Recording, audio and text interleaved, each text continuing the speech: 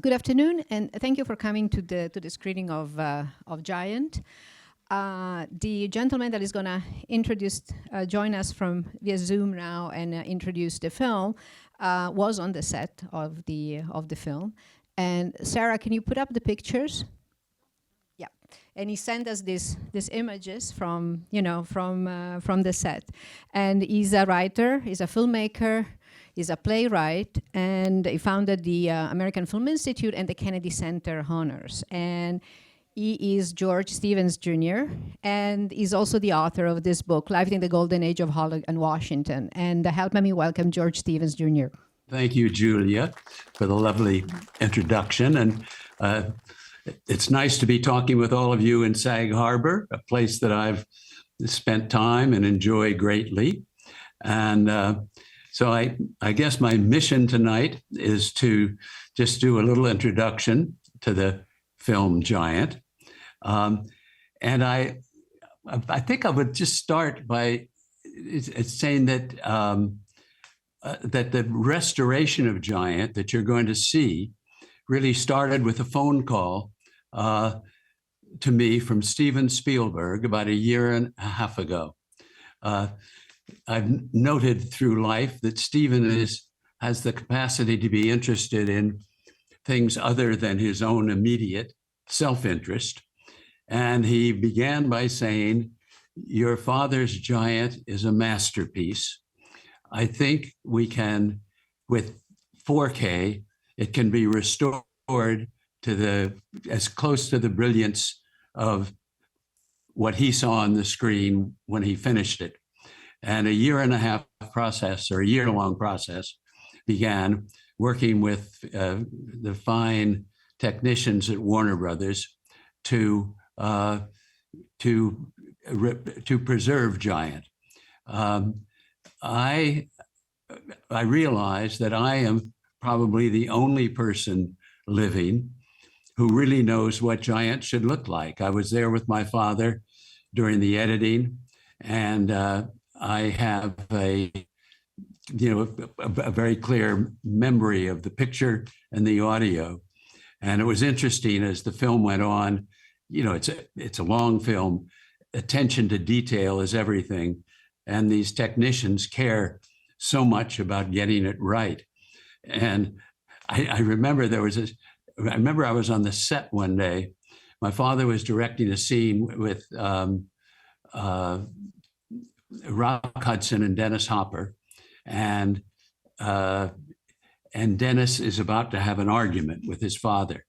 And they started going through it, and Dennis walked over and he started talking, and finally Dad picked up a paper clip off the desk and said, "Dennis, when you decide to tell your father what you really think, I want you to slam this paper clip in the bottom of that tin trash can so I hear it." And I remember we were working through it, and I saw this scene and I didn't hear the paper clip the way it was supposed to be. So we finally got the paper clip right. But it was that kind of attention to detail that is so important in this tricky area of film preservation, because you have all of this technology where you can make things brighter or darker, louder or softer. And it's only useful if you're recreating what the filmmaker had in mind and what the filmmaker put on the screen. So my association with the film began, I'm just going to move one thing here on my own there. My association with this film began the year I graduated from college. I was supposed to go into the Air Force in June, and the Korean War ended, and the Air Force didn't want me for a year. So I suddenly had an empty dance card. Well, my father had just weeks before, fortuitously, made an arrangement with Edna Ferber and Warner Brothers to film her very popular novel, Giant. So I spent the next 9 months going to my father's living room in the morning and sitting down with Ivan Moffat and Fred Gill and my father to work on the screenplay of Giant, the adaptation of the book. And then I was called into the Air Force. So my relationship with Giant became one of dropping into Virginia when they were on location in Virginia and to Marfa, Texas, and spending time when I could on the sound stages at the studio. And it went on from there. When I got out of the Air Force, I worked with my father on the editing, the previews. And essentially, Giant has been with me most of my life.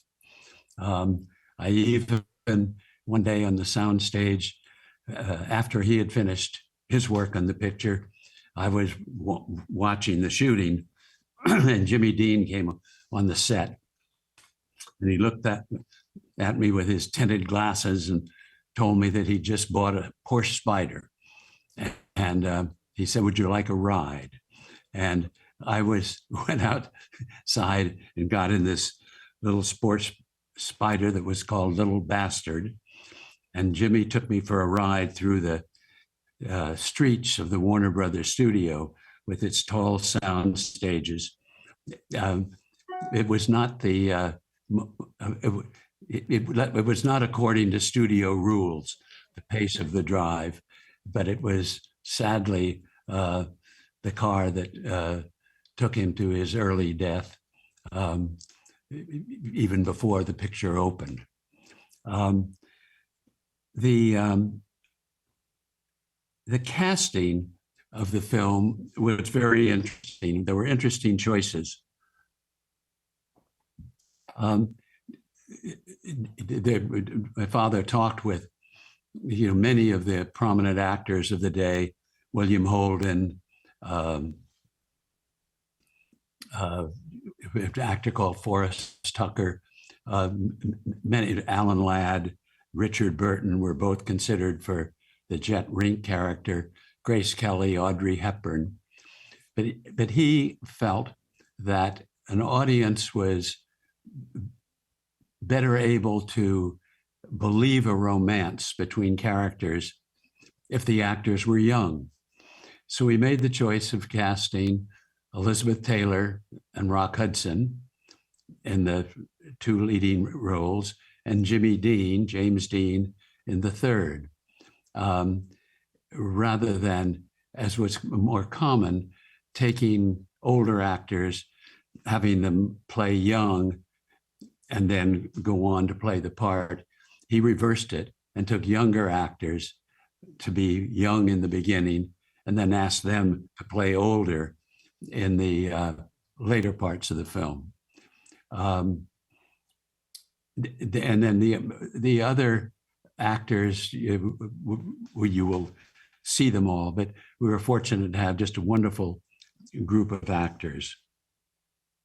My father spent 3 years making Giant, and he made a deal with Jack Warner in which he took no salary for making the picture, but shared in the ownership of it, but had what mattered to him, control over the story and final cut.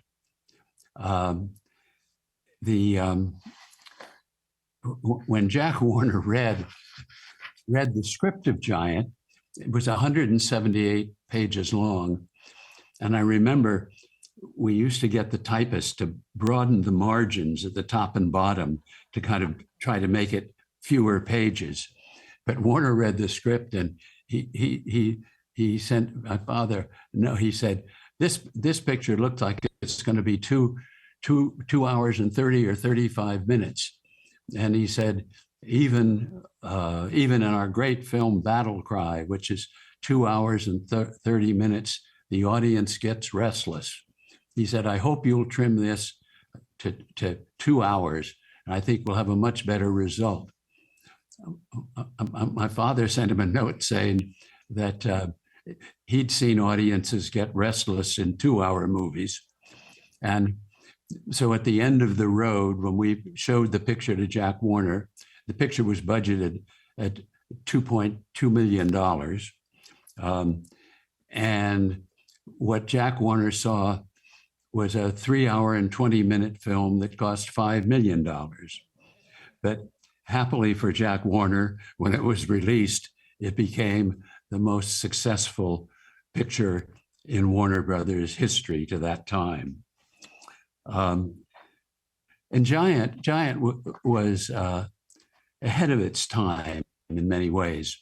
In the 1950s, American movies rarely addressed questions of race, and there were and independent women were rarely at the center of the stories. But in Giant today seems almost prescient in the exploration of the relationship between the Hispanic people of Texas and the Anglos, or white people. And what's kind of remarkable about it is how those themes still persist in American life. And at the center of that change that took place in the movie was this independent woman, played really a pre-feminist character, played by Elizabeth Taylor. Now, you're going to see the film, so I don't want to be telling you too much about it, but I will say this. Any of you in the audience who are 67 years of age or younger were born after Giant was released. I think I'd just like to close with a story, a brief story, really a kind of a father and son story that took place just a few years before Giant was made. In 1952, I went to the Academy Awards with my father. He had been away at war for 3 years, heading combat photography for General Eisenhower during the war in Europe. And he had just made his second post-war film. And I remember he was driving the car to the Oscars. My mother and his actress mother, Georgie Cooper, were in the back seat. And we arrived, and I ended up sitting next to my father. And Joseph L. Mankiewicz came on the stage at a certain point. He was to present the award for Best Director, an award he had received the year before for All About Eve. And he read the nominations. John Huston for An African Queen, William Wyler for Detective Story, Vincent Minnelli for An American in Paris, Elia Kazan for A Streetcar Named Desire, and George Stevens for A Place in the Sun. I probably wouldn't be telling you this story if John Huston had won, but Mankiewicz, of course, called my father's name, and I watched him receive his first Oscar. Driving home, he was driving the car. The Oscar was in the seat between us, and I was on the other side of the front seat. And I don't know why, but he looked over at me and he said, "You know, we'll have a better idea what kind of a film this is in about 25 years. I mean, this was before Cinematex, before videotape, before streaming. Pictures came and went. But he had this sense of he'd grown up in the theater, and his father was an actor, and he'd seen Dickens and Shakespeare, and he had a sense of the test of time.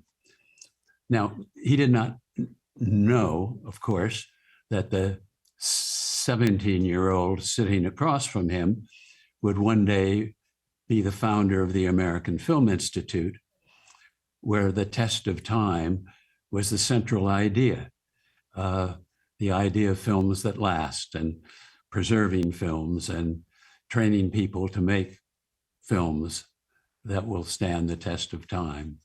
And I am thankful to him for his vision and the aspiration that I saw in the years that I later worked with him. So I hope that for you, this film is an experience that will bring you some pleasure this evening. I have if I can just find it here.